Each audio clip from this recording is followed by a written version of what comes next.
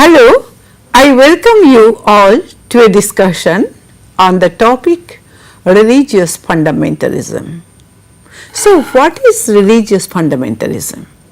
As a term, religious fundamentalism has been applied to various types of development that hold religious and political dimensions. We also learn that the fundamentalists are also sometimes known as unsophisticated and traditional protesters in a world that is evolving at a very fast rate because of modernity. So, religious fundamentalism, we can say that it is an effort put up by the interpreters of religion who believe in their age-old traditional original beliefs, values and behavior. For fundamentalism to rise, the forces of social change are important. Whenever there is a certain prominent change in our society, it might lead to a little chaos or disturbance in our regular community life. Fundamentalists believe that this shall lead to the loss of identity and our original roots.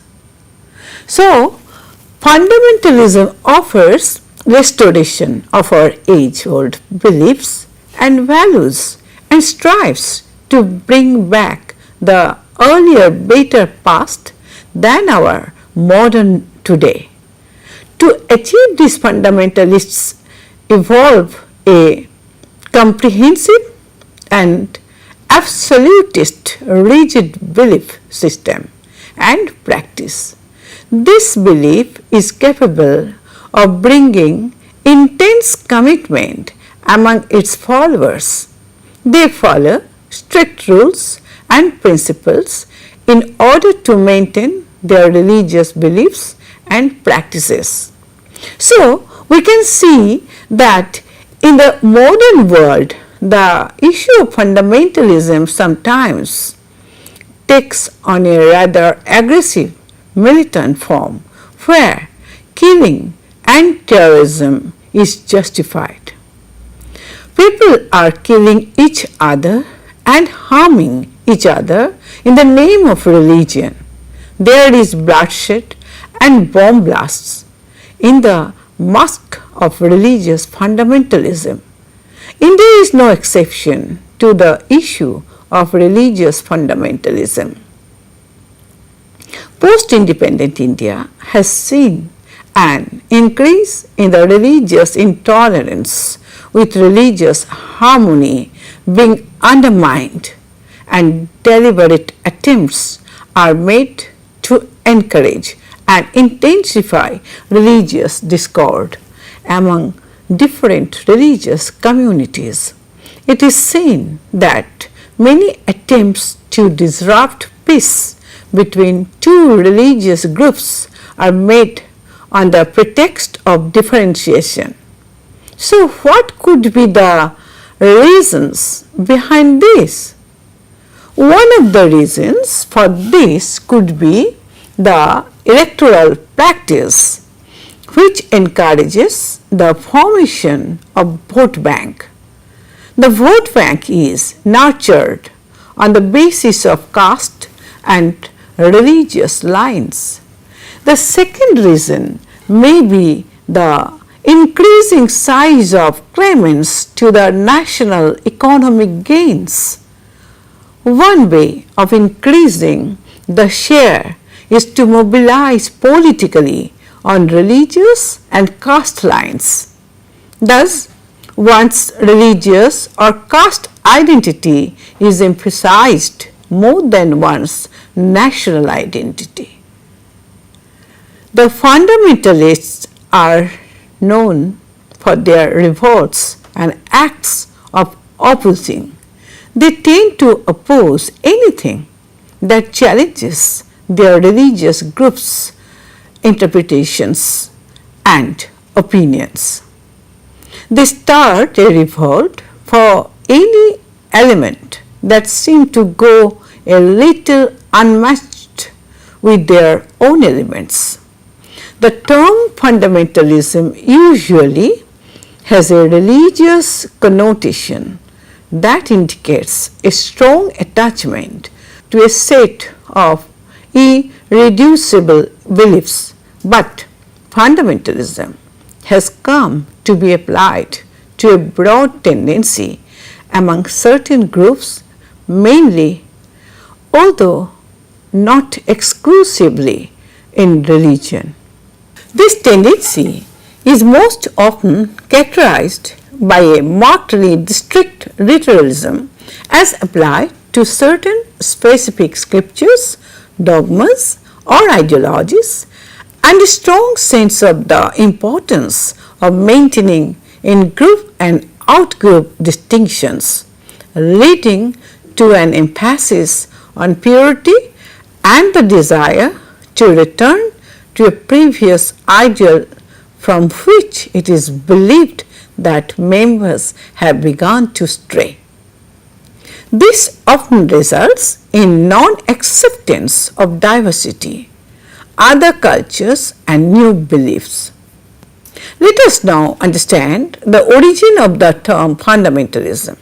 Well, fundamentalism as a term was first coined in 1910 from articles written by American Protestant Christian authors that were published in 12 volumes entitled The Fundamentals.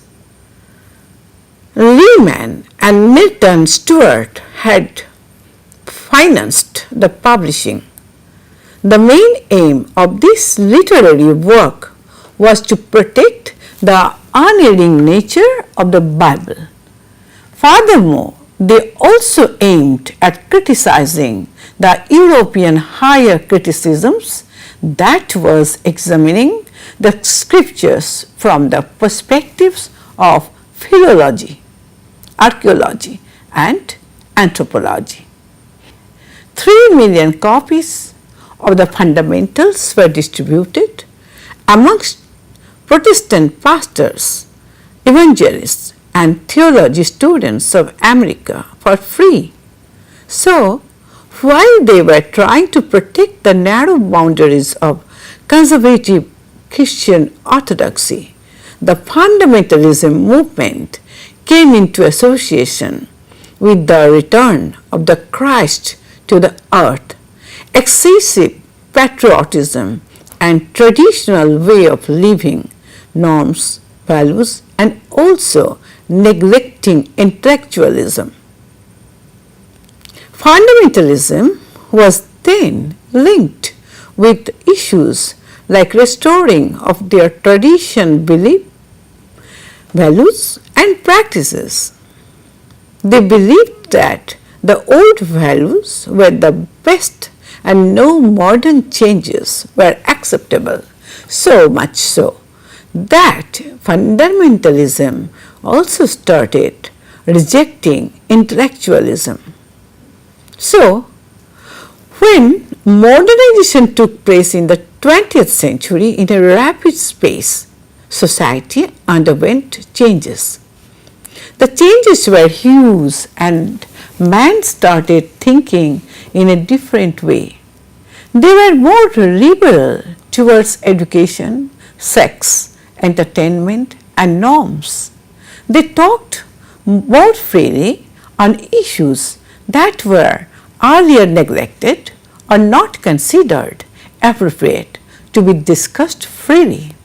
Hence, when such rapid changes started taking place, the fundamentalists who had once retired or let's say lost from the public eye came back as a response to this rapid change in culture. The fundamentalists who had retired from participation in public policies and politics came back to the public arena. Let us now move to fundamentalism in a religious context. let me say a few words on Islamic fundamentalism. Well, in 1928, Hassan al-Banna established the Islamic organization called Ikhwan al-Muslimin, or the Society of Muslim Brothers, in Egypt. Since then, Islamic fundamentalism started. By 1930, Syria and Lebanon showed similar phenomenon, but it was the Iranian Revolution of 1979 that Islamic fundamentalism became widespread in the West, when Ayatollah Khomeini, the first supreme leader of Iran, attempted to apply the Sharia across all the institutions in the country.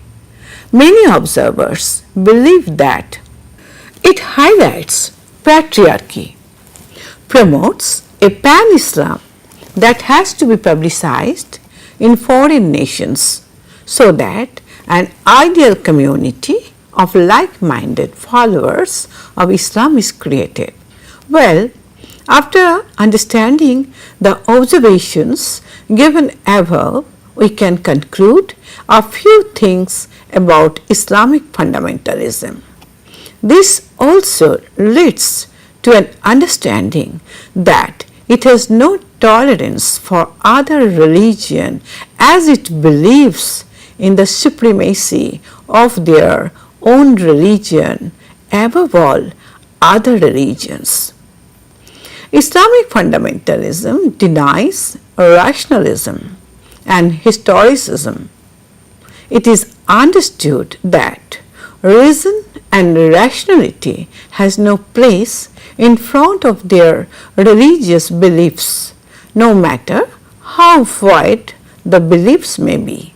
Islamic fundamentalism reflects hatred towards democratic liberalism and secularization. For them, their religion is everything. Democracy and secularization have no place. People in their country have to choose Islam, as there is no religion as divine and supreme than Islam. Islamic fundamentalist movement started in Egypt, Lebanon, Sudan and Indonesia, but by the early 21st century they could be found in parallel fundamentalist phenomena in other societies and other faiths. Now, let us focus our discussion towards global fundamentalism. Nowadays, we are all experiencing global fundamentalism. Global fundamentalism represents many different socio-political movements who share some common features in their response to a common globalization process. This process of globalization is characterized as secularization. So, what is secularization? It is the transformation of a society from close identification with religious values and institutions towards non-religious values and secular institutions. During this process of secularization, two connected developments are taking place. Number one, religion is being separated from other institutions. Second, the world is now being characterized by the different nations' economic dependency through transnational cooperations. Well, there is one common feature of all fundamentalist movement. It is their resistance to the process of institutional differentiation, by which faith and beliefs are moved to the periphery of the modern society and hence interpreted as the marginalization of religion. Therefore, fundamentalism can be globally defined as a proclamation of reclaimed authority over a sacred tradition, which is to be reinstated as an antidote for a society perceived to have strayed from its cultural moorings. Well, we shall see that there are two dimensions involving the proclamation of authority. Firstly, we can see that because of modernization, there is a refusal of the difference between sacred and secular. Secondly, there is requirement of a plan to de-differentiate the separation of institutions so as to again bring back religion to the center. Well, different forms of global fundamentalism may be brought up by various ethnic racial traditions, geopolitics, and different levels of economic development. There might be various fundamentalists' activities happening all around. However, they are just local forms of the same phenomenon happening worldwide. Let us now take an example. We can take the example of the case of Shokagaki or the Nichiren Shoshu Buddhism and the post-Second World War neo-nationalist Shinto social movement or Misokuwa of contemporary Japan. Both of these movements, that is the Shokagaki and Misokuwa, are religious in nature. Hence, they are religion-based movements with their roots in the religious aspects. It is also learned both of these movements seek direct involvement in politics.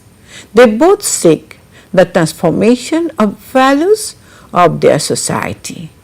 They also tend to promote a type of unity that is both spiritual and racial in nature. One of the characteristics of these movements, that is, that both of the movements are highly patriotic to extent of fanatic patriotism. Let us now learn about the four dimensions of the fundamentalist movement. The four dimensions are: number 1, proclamation; number 2, methods; number 3, continuities; and number 4, modern means. The first dimension is the proclamation. There is always a proclamation by the leader asking people to preserve their traditions and values and return to the lost ones. The leader always makes it a point to promulgate that the original religious beliefs and values are to be preserved and followed. Those lost traditions are to be restored and returned to. The second dimension is the mythos. A fundamentalist movement must have an ideology, theory, or myths. There must always be a mythos as to what led to the present undesirable situation. It could be the breakdown or corruption in moral values. The story, too, as how the present state was reached should be present in order to spread awareness. The third dimension is the continuities. Any fundamentalist movement must draw clear continuities between the traditions lost and the movement as the solution for restoration of the same. And now the fourth dimension, that is the modern means. While the above mentioned changes are to be brought, the same is to be done through or with the help of modern means, whether educational or military. Thus, we can find an irony that by justifying that they want to restore the lost tradition, they are basically trying to create a new social order. So, we can make an observation here that the modernity of most variations of fundamentalism in two phenomena, that its use of science and violence as means to reach its end. Now, we come to issue of fundamentalism and science. Well, if any of us thinks science and fundamentalism do not relate at all, we are wrong. We would be completely wrong if we address fundamentalism as being anti-scientific. Instead, it would be more than correct to call them pragmatically selective in the kind of science they use in their aim to create a theological society. Fundamentalists do not reject science, but use it on their own terms. The members are willing to use and employ the creation of science in order to reclaim the society which they think is now in an undesirable state. The fundamentalists use science as a means to reach their desirable end. After a decade of the publishing of the fundamentalists, religious fundamentalism that rejected science and intellectualism was established. There were some certain visible changes after the outset of the World War. When the World War began, the fundamentalists changed their stance and believed that modern science would be compatible with the Bible if one interpreted it correctly. Science and its creation thus became a bridge between the fundamentalist and modernity. Some of the groups also came up for a short while called the Religion and Science Association, Seventh-day Adventist Best Society for the Study of Deluge Geology and Related Science. These groups played a major role in keeping alive the flame of the reconciliation of religion and science. The Creation Science Institute, San Diego, is one such institute that has made far. The CSI is funded by individual and church contributions. Their funds also come from their own publishing and journal subscriptions. Recently, the Darwinian theory of natural selection has an opposition. The idea of intelligent design has come up as a rival to the Darwinian theory of natural selection. According to the intelligent design, the complexity of living things show that they must have been created by some higher force. What the higher force is still unexplained. They believe that human beings and other living things are complex designs. However, such complexities could have only been created by a supreme power and force. The identity of the force is still unknown, though. The theory of the evolution of man is to some extent agreed upon by the fundamentalists. In recent times, they do accept the evolution of man as a possible theory. So, in this debate of evolution versus creation, Protestant Christian fundamentalists have attempted to combine facts and patterns so as to fit their presuppositions instead of experimenting or testing. This in some way shows that the fundamentalists adopt science in both creative and derivative manner. The use of science in fundamentalism is both positive and negative. We can see that religious fundamentalism does not only seek symbolic victories but also power. Let us shift our focus to the topic of fundamentalism and violence. Blaise Pascal once said that men never do evil so completely and cheerfully as when they do it from religious conviction. This seems completely right in the case of religious fundamentalism. Institutional differentiations leads to the compartmentalization of religion and is accompanied by the high rate of cultural diversity. This diversity is through immigration, employment, high-speed communication, and sometimes due to the loss of freedom in one's own country. So, we live in this world full of diversity in all the spheres. This diversity has led to differentiation in culture, caste, color, and creed. Each diverse group has their own institution.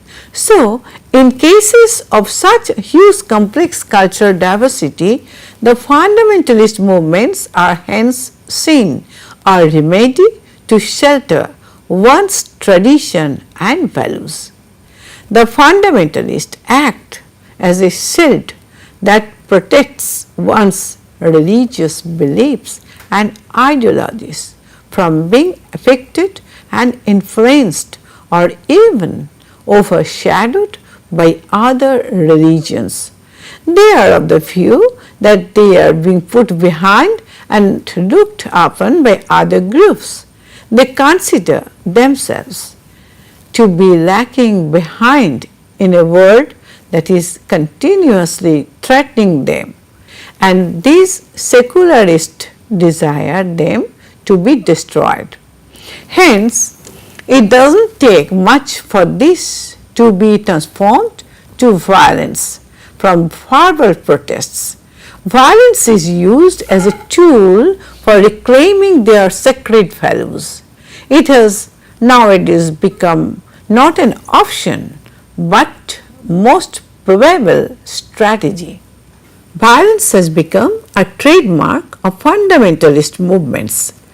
Terrorism, murder, and mass attacks have become quite synonymous to religious fundamentalism.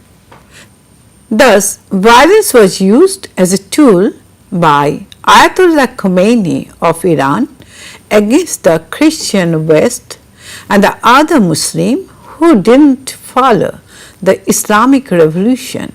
He killed thousands of men during the 1980s. In 1979, he urged more than 200 Iranian pilgrims to participate in the Hajj to the Grand Mosque in Mecca, Saudi Arabia. There, they killed 40,000 worshippers with smuggled automatic weapons. Other examples of violence are the Sikh fundamentalist extremists' assassination of Indian Prime Minister Indira Gandhi in 1984, the Tibetan exile in India, the terrorists' 9/11 attack at Twin Towers in the USA, and the 26/11 attack in India. As science is a means to the desirable end of the fundamentalist, violence is the path they follow to achieve what they call preservation of their culture and religion. Now we come to the end of this discussion. We can see that the breaking point that the globalization culture reaches eventually is the actual cause of global fundamentalism. Our system of transnational dependency seems to be skeptical for future use. The world system, based on its interdependency with other nations, never evolves successfully, because if we work towards this aim, the traditional values, religion and norms are at stake and being threatened. As we converge to work together, we are at the stake of losing our own original identity to a universal one, to which hardly a few would agree. Well, as we see, secular globalization is self-limiting. The rate at which our society is transforming makes us want to preserve our identities even more. High-speed communication and technology do not create similar identity, instead leads to a desire for a separate identity and preservation of one's own culture in this rapidly evolving society. So, we should also keep in mind that all nations are not equal, neither in resources nor in religion. So, it would be wrong for us to expect all faiths accepting each other ideologies. Hence, not all faith considers the other faith equal or same, so it ultimately leads to some kind of conflict that may further bring about violence. So, as we have come to proper end of our topic on religious fundamentalism, I'd like to conclude saying that both globalization and fundamentalism are two sides of the same coin. I thank you for taking part in this lecture.